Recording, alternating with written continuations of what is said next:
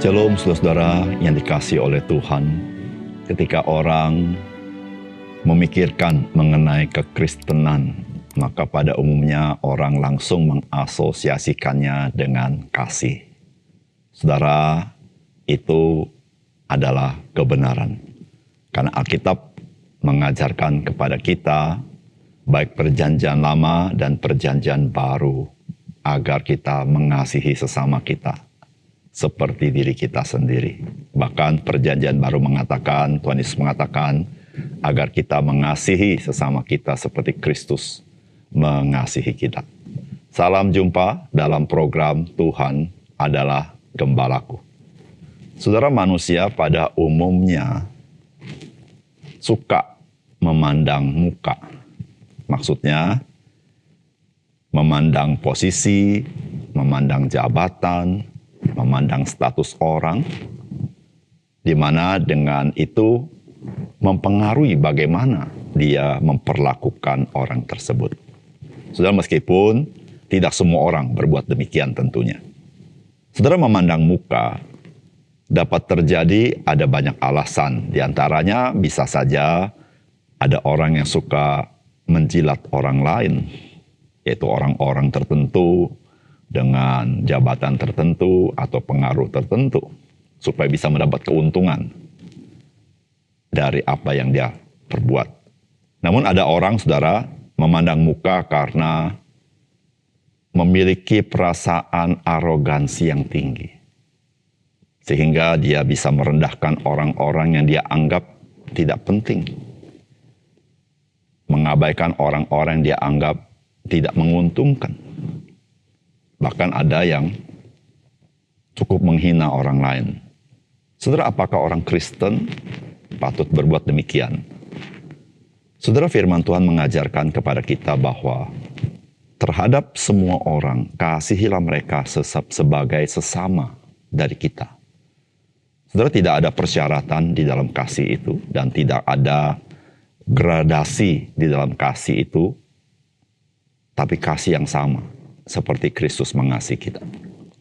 Saudara, Alkitab mengingatkan kita bahwa orang lain itu adalah sesama manusia dengan kita. Bahasa gampangnya, kita semua sama-sama manusia. Hanya berbeda dalam hal yang menempel pada diri masing-masing. Saudara, mari kita membaca Efesus pasal 6, ayat 5 sampai ke 9. Hai hamba-hamba, taatilah Tuanmu yang di dunia dengan takut dan gentar, dan dengan tulus hati sama seperti kamu taat kepada Kristus. Jangan hanya di hadapan mereka saja untuk menyenangkan hati orang, tetapi sebagai hamba-hamba Kristus yang dengan segenap hati melakukan kehendak Allah, dan yang dengan rela menjalankan pelayanannya seperti orang-orang yang melayani Tuhan dan bukan manusia. Kamu tahu bahwa setiap orang, baik hamba maupun orang-orang merdeka, kalau ia telah berbuat sesuatu yang baik, ia akan menerima balasannya dari Tuhan. Dan kamu tuan-tuan, perbuatlah demikian juga terhadap mereka dan jauhkanlah ancaman. Ingatlah bahwa Tuhan mereka dan Tuhan kamu ada di sorga, dan ia tidak memandang muka. Saudara yang dikasihi oleh Tuhan, perbudakan itu merupakan hal yang wajar pada masa Rasul Paulus masih hidup. Saudara, budak-budak itu, saudara, dibeli di pasar budak dan dianggap bagaikan properti atau komoditi. Sehingga, saudara, budak-budak itu kehilangan hak-hak sebagai seorang manusia.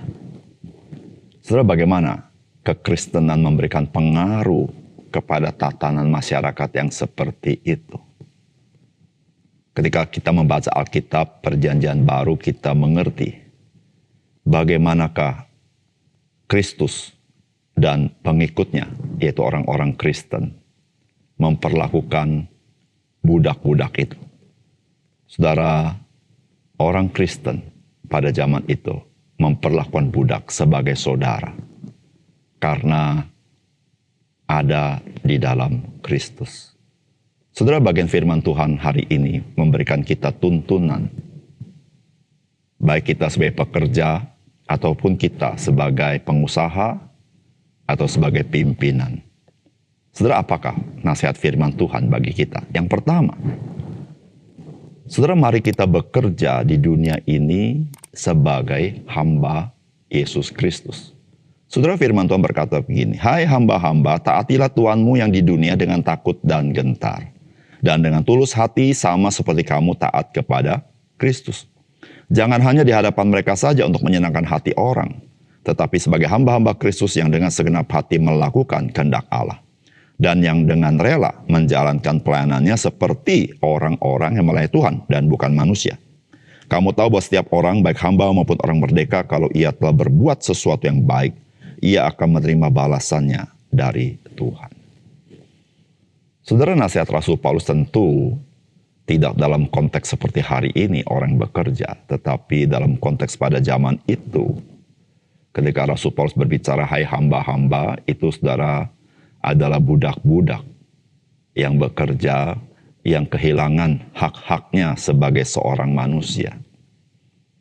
Namun saudara, bagaimana firman Tuhan memberikan arahan kepada orang-orang yang bekerja seperti ini? Saudara, Alkitab tidak mengajarkan mereka untuk memberontak kepada Tuhannya. Saudara, semangat memberontak itu lahir dari dosa.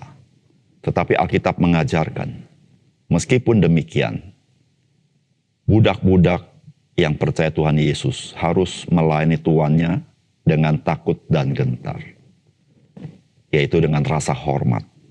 Namun saudara, yang sangat indah harus dilakukan dengan tulus hati. Mengapa demikian? Karena saudara-saudara, orang-orang Kristen, dia melakukan segala sesuatu yang baik. Dia tahu ada di hadapan Tuhan. Maka itu saudara, firman Tuhan mengatakan, dengan segenap hati melakukan kehendak Allah seperti untuk Tuhan, bukan manusia. Saudara, sebagai orang-orang yang bekerja di dunia ini, saudara, sebagai pekerja, sebagai karyawan, apapun posisi kita yang bekerja pada orang lain. Saudara, Alkitab tidak memberikan persyaratan apakah pimpinan, apakah bos, apa pengusaha itu baik atau tidak baik. Tidak sama sekali. Namun Alkitab memberitahukan kepada kita, bagaimanakah sebagai seorang yang bekerja, kamu melakukannya seperti engkau adalah hamba Kristus. Saudara, firman Tuhan berkata, kalau kita melakukan yang baik, saudara, mungkin kita tidak dapat upah dari orang-orang lain. Tetapi Alkitab mengatakan ia akan menerima balasannya dari Tuhan. Saudara, orang percaya haruslah hidup dan berperilaku seperti dia lakukan untuk Tuhan apapun, saudara. Saudara, disitulah saudara-saudara, orang-orang Kristen menjadi kesaksian bagi banyak orang. Orang-orang akan melihat Kristus yang hidup dalam hidup orang percaya. Saudara, orang Kristen, Tuhan panggil tetap berada di dunia untuk menyatakan kasih Tuhan kepada orang lain. Oleh karena itu saudara, bekerjalah sebagai hamba Yesus Kristus. Maka saudara, engkau ada kekuatan untuk melakukan segala sesuatu dengan baik, dengan benar, dan juga dengan tulus hati. Yang kedua, saudara, perlakuan kepada pekerja dengan baik sebagaimana yang dikehendaki Tuhan. Sebab seluruh perbuatan kita harus dipertanggungjawabkan di hadapan Tuhan. Saudara, firman Tuhan berkata, "Dan kamu tuan-tuan perbuatlah demikian juga terhadap mereka, dan jauhkanlah ancaman. Ingatlah bahwa Tuhan mereka dan Tuhan kamu ada di sorga, dan ia tidak memandang muka." Saudara, firman Tuhan juga menasihati mereka yang mempunyai orang-orang yang membantu mereka. Orang-orang yang bekerja kepada mereka. Saudara, Alkitab menasihati mereka supaya mereka berbuat sebagaimana seharusnya sebagai orang percaya. Saudara, mereka harus berbuat seperti mereka berbuat kepada Tuhan. Saudara, tentu dengan hormat dan dengan tulus hati. Dan Alkitab mengatakan jauhkanlah ancaman. Saudara, artinya tidak semena-mena. Jangan mentang-mentang. Jangan merasa lebih tinggi daripada orang lain. Kenapa, saudara? Karena kita sama. Seluruh hidup kita harus dipertanggungjawabkan di hadapan Tuhan. Dan Tuhan tidak memandang muka. Tidak memandang posisi kita. Engkau penting, tidak penting. Tapi seluruh apa yang kita lakukan, saudara, dipertanggungjawabkan Tuhan. Dan jangan lupa, saudara, seluruh apa yang kita punya, setidaknya diizinkan Tuhan. Atau memang ditempatkan Tuhan. Namun saudara, apa yang Tuhan lekatkan dalam diri kita, kita harus bertanggungjawabkan.